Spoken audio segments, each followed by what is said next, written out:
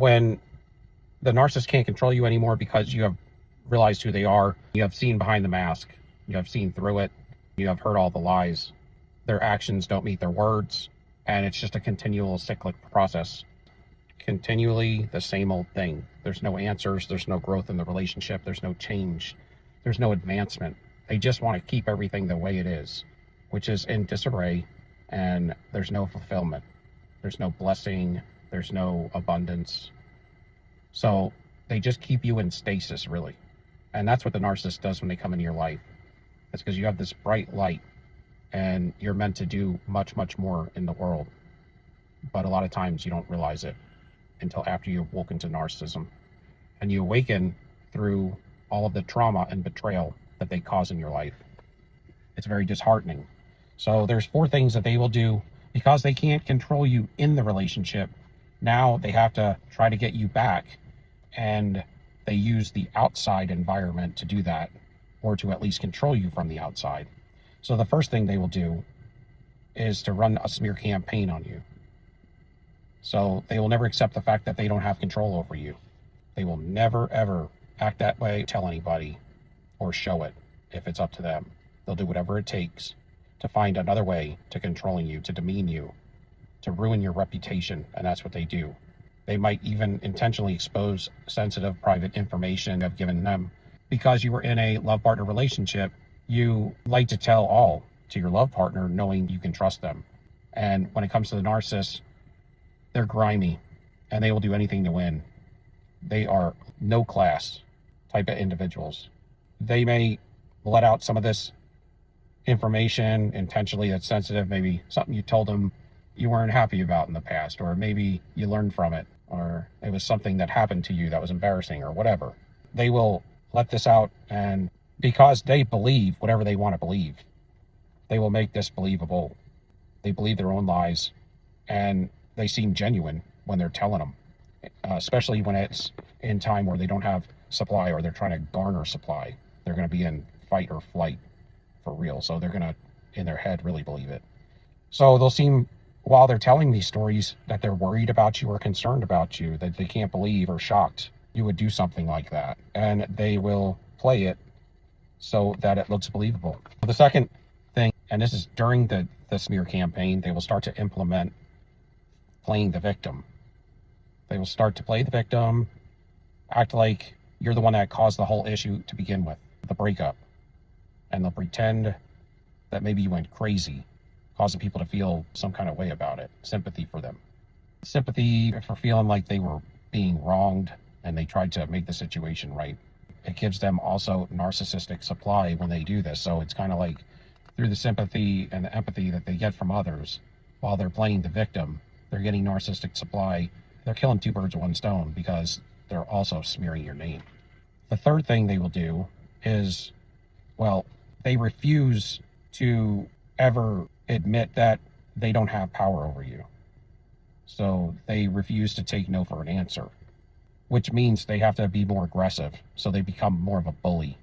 They never accept that they don't have power over you because you're their property, remember? So what they do is they will use manipulation tactics. They will do things like show up at your job or show up at your doorstep unannounced at different times. And then you will get in your head that you don't know what's going to happen. You may be concerned about it, or concerned that they may try to ruin your job that way or create a scene. Or if you have maybe a new person that you may be seeing, they may show up at your house and try to ruin that, and just cause problems. Refuse to leave, to where this is where you would have to get like a restraining order if it continued. And it is a clear sign that they want to make to you that they're the one that's in power and control still. And this is how they control you from the outside. They will start to stalk you. And this is a form of power and control, to show that they're watching you, and they're always, they always may be around, so you can never feel comfortable. That sort of thing. And then they may also cause an emergency, like say they wanted to hurt themselves because you're not in their life anymore, which is a lie. And they shouldn't be calling you anyway. They have plenty of people they can call because they have a harem of supply sources. So why are they even bothering, right? But they'll do this to gain your sympathy and to take them back from this, like maybe to go see them at the hospital, see them at the home, and help them walk them through their feelings and emotions, which is a lie. They do it all for attention. And the fourth thing, because every time that you refuse the narcissist, it causes a narcissistic injury. So if you continue and get this far, the next thing they will do is they run out of tricks to play on you. So they just end up ghosting you. And the ghosting is to play never-ending silent treatment on you with no closure. And that's just something you're going to have to accept. But a lot of times they leave you in rumination so much, and you're thinking about the whole situation all the time because you got so much of this hot and cold and the fake love, and then the anger, hate, and rage, that your mind is going back and forth all the time. So it becomes an internal fight in you. But you're going to have to learn to just move on with no closure. And then what they'll do from there is just kind of continue to smear you or tell sob stories and more lies about you. And you'll just have to accept that that's going to run its course. You may eventually leave wherever, if you still are around them in, say, a public place, say work or something, or school or church or the gym or something. You may have to eventually leave just to break free from it completely. But they like to keep tabs on anybody they've dated, especially if you were a primary source, if you were an empathic person, if you were what they call the primary supply or the grade A supply source, the chosen source. Maybe you're the chosen one that wakes up and breaks the generational curse. That's what you should do. That way you can vibe high into manifesting great abundance in your life after you leave the narcissist. But that's kind of how it works. Those are the four things. They can't control you in a relationship status, so now they try to control you from the outside by controlling you through smearing you, playing the victim, by refusing to take no for an answer, or by then just ghosting you.